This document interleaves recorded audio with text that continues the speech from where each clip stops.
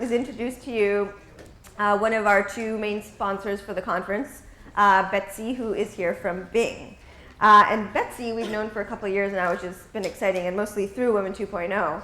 But I want to tell you a little bit about her. So Betsy is a 16-year veteran of web technology and online community applications.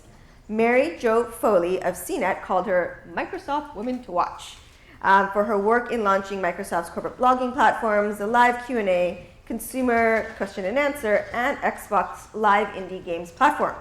She was lured to the marketing side of Bing, where she devised the social media strategies and launched Redo, the Webby-winning campaign site for education reform. She's done a lot of amazing things. So her current Bing projects include community outreach to startups. Fun fact about Bing, with a single Bing ad buy, you can probably reach 162 million unique search users across Microsoft and Yahoo sites.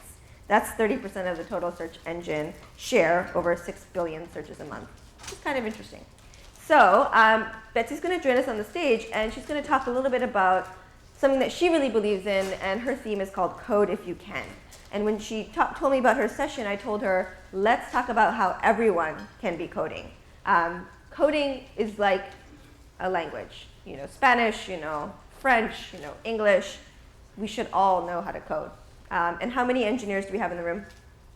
Yeah, awesome. And so those of you who are not engineers, and I really think there are more, and I don't think you put your hands up, think about coding as learning a language, and embrace it. So without further ado, I'd like to bring onto the stage Betsy.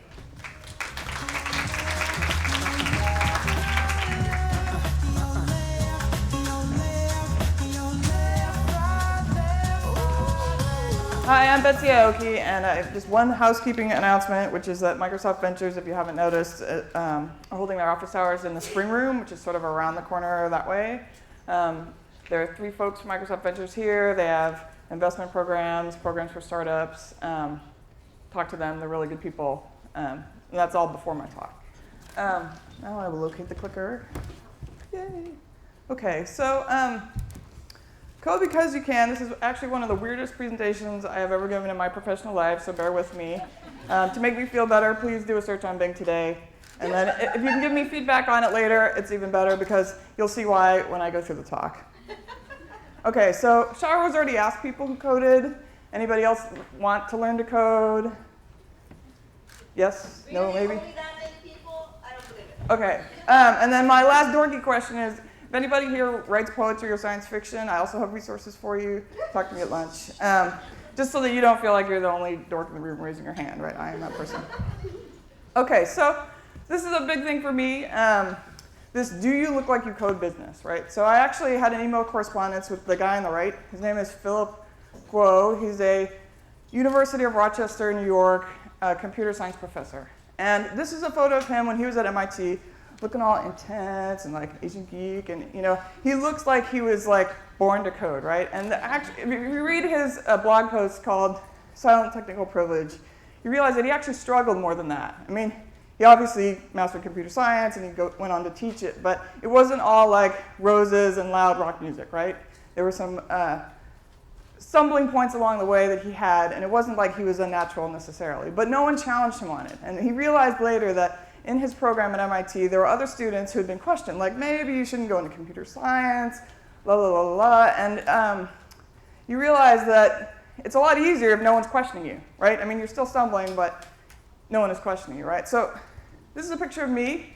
I realized belatedly, I was actually in a startup at this time.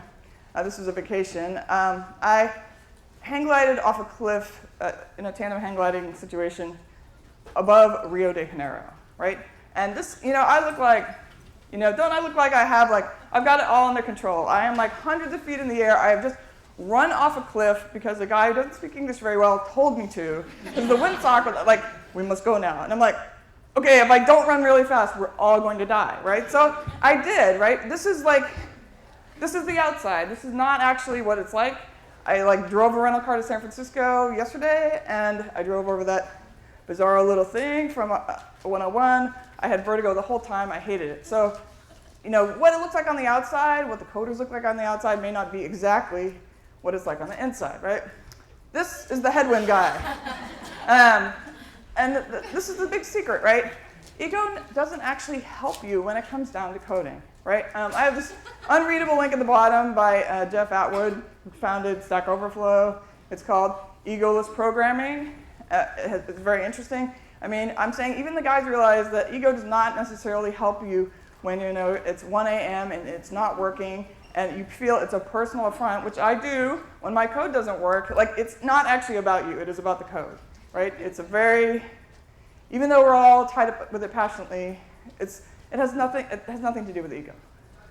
Now, equipment really helps for everyone to feel better who's about to learn to code. This is what I learned on. It is the DEC VT180 from like the 1980s.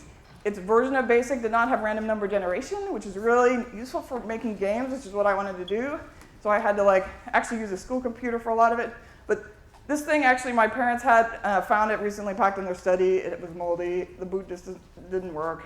But you have a better computer than this. So feel better about your life. You do not have the DEC VT180, right?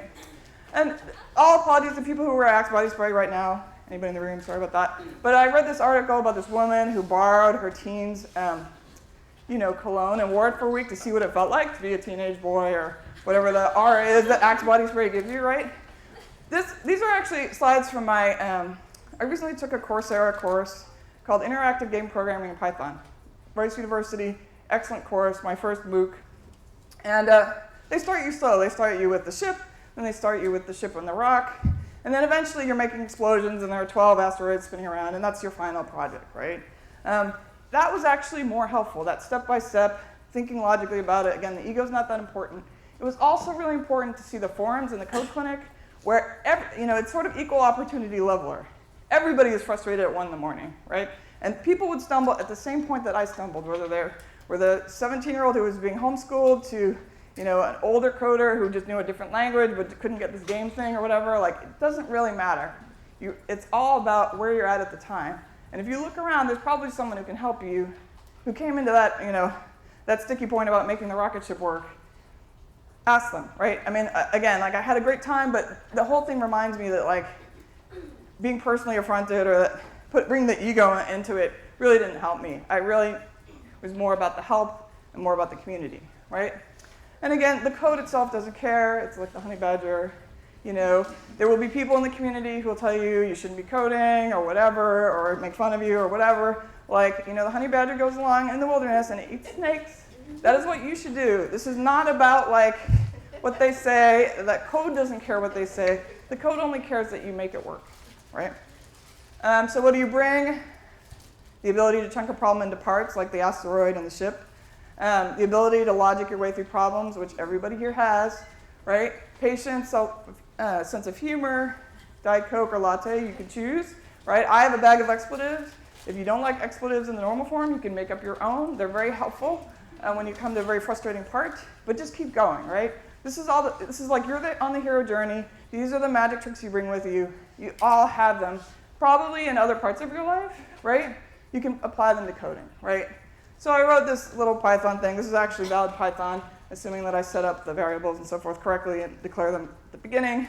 But what I say is, a soccer mom would not bring a volleyball to the soccer game.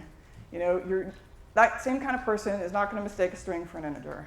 It's about the details. It's about the logic. These are all skills that you have already. And then this is, it's amazing that this is still live given the nature of the web, but this is my first ever web project professionally. It was the Martin Luther King Jr. website for the Seattle Times. A publisher loved Martin Luther King Jr. It was really important to me. It came up concurrent with the news site, so that tells you exactly how important it was. And it's still around today. There's the email exchange between the kids in Kent, Washington and Birmingham, Alabama, and I did that. I did the animated GIFs. Remember, animated GIFs used to be an old thing, and now they're a new thing again. Sound files and all that stuff. Learning all that stuff, which was a steep learning curve, a multimedia website in 1996, worth it, because I cared about this message. I cared about what Martin Luther King Jr. had to say. I cared that we said it. We were the first in the world. Important things like your company, your project, your passion. No one can read this probably, but I'm just sort of telling you can be a polar opposite. You can be a contradiction in terms. So in 1995, I got my MFA in poetry. Obviously destined to be a coder, right? But that's the year that I taught myself everything I knew about the web at that time, right? I founded the Seattle chapter of Web Girls. I went on to found the Seattle chapter of Linux Chicks because nobody else had. In the past 4 years, I've worked at being on the marketing side, doing PR stuff, narratives, community outreach, Webby, winning websites, and all that stuff. Right now, I mean, this is like obviously an update to my bio, but I'm in the Bing Relevance team. I work with computer PhDs.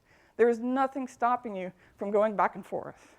It's just your brain, right? And your brain works on like coffee or Diet Coke or whatever it is. You can spend the hours. It all works, right?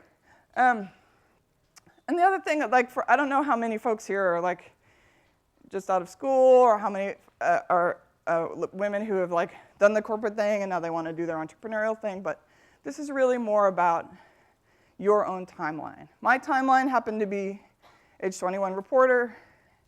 Then I left for a poetry graduate student degree. Then I decided the web was my thing, so I taught myself everything. And that spawned this whole career that is unfortunately, like I said, I got to update my bio. It's going to be 20 years next year, right? Right? Don't take a photo of me, make my tongue stick out, please. Do not tweet that part. But yours is going to be different. You may not be Mark Zuckerberg dropping out of college. You may be someone who already did the corporate world and now you have this idea. Or you're somebody who doesn't code and now you really want to code. So think about that when you network today, or you're thinking about your next entrepreneurial project, or I don't know, someone tells you can't do something, or code's too hard, or whatever it is. Like, just think about you're on your own timeline. This is not the race, like the universal race, and you have to be Mark Zuckerberg to win, right? And then this is my mentorship pitch. I'm with Shaharose on the give-get part. I mean, there are immense fountain of knowledge just in this room. Ask people. You probably are an expert in something that you don't even realize at the moment. Definitely talk to people about this stuff, especially with coding. It's a lot easier when you have a class or a support group or a study group, or just someone who got you into doing it. I have a friend at Adobe who's a tester. She's the one who said, hey, game programming course with Python. I'm like, I haven't coded a game in a long time. I don't know Python. It's a lot easier with other people. So if that helps you, do it. The names of the people on the bottom are the Microsoft Ventures folks who are here. Aya Zook, his name, it's a guy. Brett Leffel, she's a girl. James is the only unequivocal, well-named person in terms of figuring out his gender right away. But these are all people who are interested in helping you. They have great programs. It may not be funding, it may be software or other things that can steer you to. They're very well networked with the incubators across the country. Fabulous program. I encourage everyone to do it.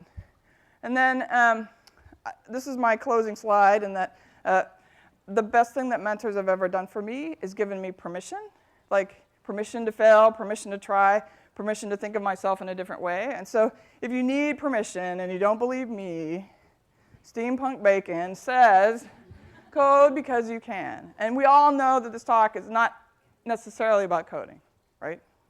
Thank you very much.